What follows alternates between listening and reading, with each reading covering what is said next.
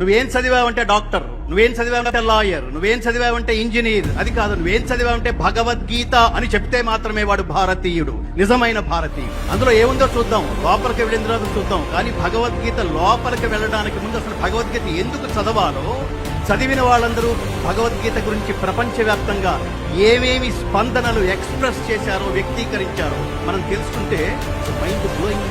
అదేదో సినిమాలో ఒక డైలాగ్ ఉంది చూడండి, హీరో కాలు మీద కాలు వేసుకుని, ఇప్పుడు చెప్పండి రా అబ్బాయిలు, what to do what not to do అన్నప్పుడు, అంటే ఏం చేయాలి ఏం చేయకూడదు. ఈ what to do what not to do లని ప్రపంచానికి ఈ సంవత్సరానికి 5124 సంవత్సరాల క్రితమే శ్రీకృష్ణ పరమాత్మ అనే గీతాచార్యుడు ప్రపంచానికి చెప్పాడు. మిత్రులారా, ప్రపంచం నుంచి మనం ఏమీ తెలుసుకోవాల్సిన అవసరం లేదు. నేను ఎప్పుడు చెప్తుంటాను, మీరు ఐఫోన్ కావాలంటే అమెరికాకి వెళ్ళండి, ఇంకోటి ఏదో కావాలంటే ఇంకో దేశానికి వెళ్ళండి, ఇంకోటి ఏదో కావాలంటే ఇంకో దేశానికి వెళ్ళండి. కానీ జ్ఞానం కావాలంటే ప్రపంచమంతా ఒకే దేశానికి రావాలి. అది నా దేశం, మేరా భారత్ మహాన్.